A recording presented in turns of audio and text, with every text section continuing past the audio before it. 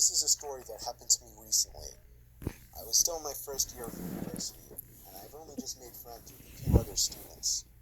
Albeit an old and notorious university for its ghostly figures and paranormal activity, the campus janitors and security were all too familiar with unusual reports.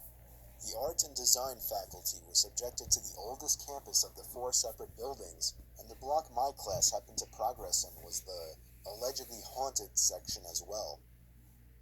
It was late in the afternoon, just before 5, and my friend needed to use the restroom. She asked me to accompany her, and I obliged, seeing it as an opportunity to rest my eyes from the strains of the projector. She rushed into one of the stalls, and I waited outside the bathroom. Feeling that she would take longer than I initially anticipated, I decided to walk back to class without telling her.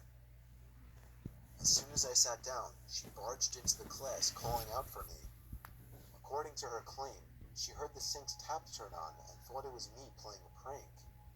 As she opened the door, she saw no one else in the restroom besides herself, yet the other stall next to her was locked from the inside. Thinking it was someone else on the toilet, she asked if it was me. No answer. Curious, she looked down the gap but saw no shoes or legs, yet heard feminine whispers and humming from that particular stall. Frightened, she left without saying another word. Class ended and we went home, but the thought of the occurrence remained. We later learned from one of the janitors that no one should ever be in the restroom after 5 in the evening, as there is a known ghost of a woman who resides in the stalls. Needless to say, as juniors in the university, my friends and I decided to never use the bathrooms after the designated time. I'm not in any way saying these claims are true, but everything I told you is true in regards to what I was told. Whether these things I was told by my friend and the janitor are true or not remains a mystery to me.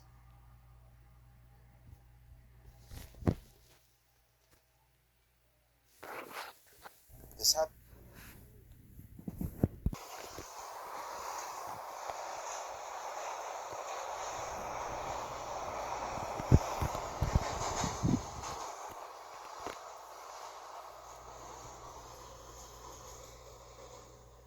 Number 3. My dad has been an MTA Transit subway station manager for 35 years. With this job, there has to be a manager on duty at all times, so he's practically done every single possible shift throughout his career. That means he's done his fair share of night shifts. Most trains were completely empty throughout the night. He said it was the only nice part about doing the night shift. He has a series of funny and weird night shift stories to tell, but there's one downright horrifying one. My dad had just boarded the train to move to his office at another station. He was alone when he got on, which was at about 3 in the morning. At the next station, someone boarded. My dad describes him as a white, tall and skinny man, wearing a heavy jacket and beanie. He shot my dad a quick glance before sitting in the furthest corner away from him. My dad said that he felt uncomfortable, as the guy kept looking up at him every so often. When my dad's stop came, he got off, as well as the other man. He walked to his office door, unlocked it, and looked behind him. The man in the jacket was pacing around only about 50 feet away. My dad stepped into his office, shut the door, locked it, and sat at his desk. 5 minutes later, someone started to try and turn the doorknob. After the person on the other side of the door realized it was locked, they started to knock softly. My dad called out, "Who is it?"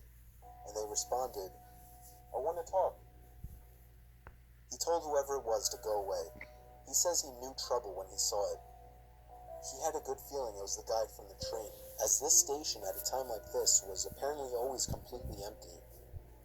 My dad told the guy to go away. He continued to knock for a good 5 minutes. My dad finally pulled up the security camera screens and brought up the camera pointed to his office door. Sure enough, there was the guy from the train, wearing the jacket and beanie. Coincidentally, as soon as my dad brought up the camera, the man walked away. So my dad did whatever his work consisted of for about half an hour in that office. Before leaving to catch the next train, he checked the camera to make sure that the weird guy wasn't out there. He locked up and walked down the stairs to the train platform, where he got on the train right away.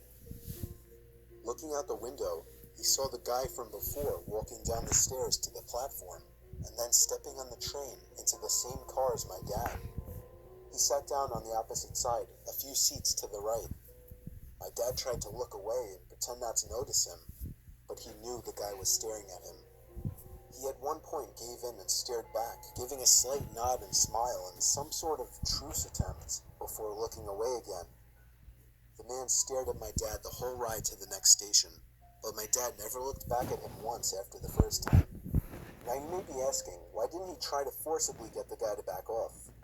Well, despite my dad's intimidating size, he's always been a complete teddy bear, no bark and no bite. Plus, he says he feared that guy was armed, and that one small motion could lead to death.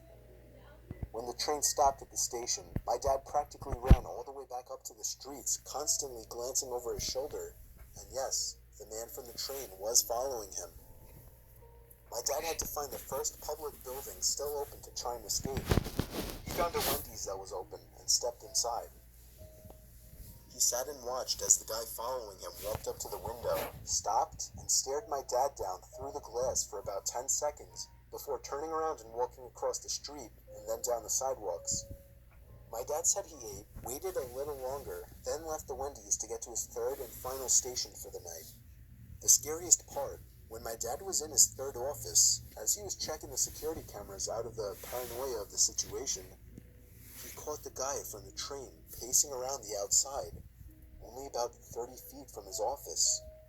He then stopped, looked up at the camera, and according to my dad, literally froze and stared for no less than a minute. When he finally lowered his head, he walked away, out of the station, to never be seen by my dad again. My dad doesn't know if he was followed after leaving the Wendy's, but that would only make sense. The guy was clearly disturbed, possibly homeless and or dangerous, and who knows what he actually wanted with my dad. Number 2. Me and my 3 friends were in New York around Christmas time. We didn't finally decide to leave until about maybe 2 in the morning. We got on the first train that we could catch, and as expected, it was empty. We were pretty sobered up by then. Then there was a sudden commotion in the next car over. We had peeked through the glass in between the cars, and there were 2 hooded men, or maybe teenagers, standing obnoxiously close to a woman sitting in one of the seats who was screaming for help. I suggested that we go over and kick their asses, but as me and a buddy got a closer look, we saw they were armed with handguns. I pushed all my friends to get to the next car over, away from the armed men. I took a look back and saw one of the men pointing at us before starting to follow. We ran through at least 3 different cars with the men following us before the train finally stopped at the next station. We all booked it through the old station to the nearest place we could hide. I got separated from my friends, so I went to hide behind a garbage can. I could hear my chaser's shoes hitting the tiled floors, so I knew I had no time to find a better hiding spot. I peeked through the opening at the top of the bin. I could get a better look at them now. One was black, the other was Indian, and they were both really young looking. I was sure they were only trying to rob us, until I heard one of them say, "If you find them, kill them." I hope you understand why I almost gave away my position in reaction to hearing this. With a gasp and almost pulling the garbage bin down with me as I returned to cover it, I consider it a miracle neither of them caught me. They left the area. I took notice that they didn't have their guns drawn at that moment. I ran in the opposite direction of the 2 and quickly caught my friends who were waving me over from behind a large pole. I took cover with them behind another pole not far from that one, and we waited for as long as we thought necessary.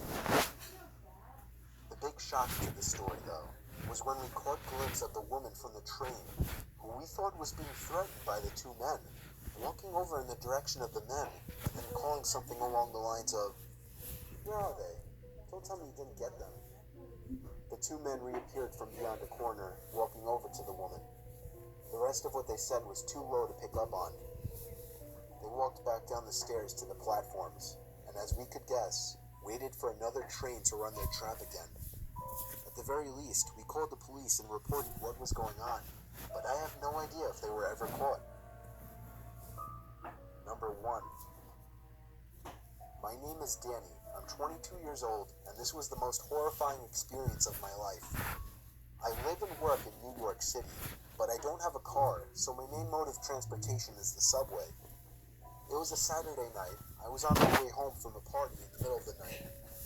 I did this about every other weekend, so I was completely fine with taking the subway alone at night. Walking down the steps, entering the underground without a soul in sight, it was always a bit chilly. Hey, lights on. This specific station was very tightly spaced. Lights on. As I was walking, I could almost feel as if I were being watched or followed, along with an occasional echoing bang type sound emitting from an unknown location. I was early for the train, so I sat on a bench and waited. This is something straight out of a horror movie. I heard this exact phrase. Psst, over here, buddy. There was somebody standing on the side of the tunnel, poking his head out and looking at me. It was a looking man, I'd say in his early 40s. He gave me a smile, a horrible yellow smile with at least 3 teeth missing. I could tell that even from where I was sitting. I did the best I could to pay no attention to him, but he wouldn't go away. There was laughing coming from inside the tunnel. Then another disgusting-looking man stuck his face out as well. This man had a nasty smile as well, before telling me to come hang out with them in the tunnel. The way they stared at me, though, their eyes wouldn't even move. It's as if their sight was locked onto me. I resumed doing the best I could to ignore them and just wait for the train. I noticed in my peripheral vision that one of the men moved away into the tunnel, returning moments later with another face. I had to look again. There was a third face, but this one was hunched over and lifeless. It looked like one of the men were holding the guy's face up. The sound of the train approaching felt like 1,000 pounds off my shoulders. I got up ready to board the train, but when I got closer to the edge of the platform, I nearly threw up at the sight. The 2 men were going back into the tunnel, but the second man in the back was holding something in his hand. A head. Just a head. Like a decapitated head. They disappeared from sight onto the side of the tunnel. As it stopped, I got into the first car, planning on warning the conductor, but no later than after we left the station. I didn't want to be there a second longer. As the train began to move, I saw legs moving down the stairs to the platform, but that was it. I didn't get to see who it was, but what I did get to see, as the train moved into the tunnels, I caught a glimpse of a group of men, hunched up against the railing, inches away from the train window, and they were all looking right at me. I knocked on the conductor's door like a madman, screaming it was an emergency. He opened up and I explained what I just saw. He radioed to somebody in charge of the station, as well as another higher-up of the company, who I'm sure took care of it, or contacted the proper authorities or security, whatever. It seemed to take ages for my stop to come, but when it did, I practically had to hop in my walk from relief. I have since been to one party at the same friend's house, but I skipped that station. I decided it was worth it to take the extra long walk to the next station. I don't know if weird shit happens often in the subway at night. In my experience prior to this incident, it never did. But after this experience, I think I should say you should be extremely cautious when in an isolated place like a subway station late at night.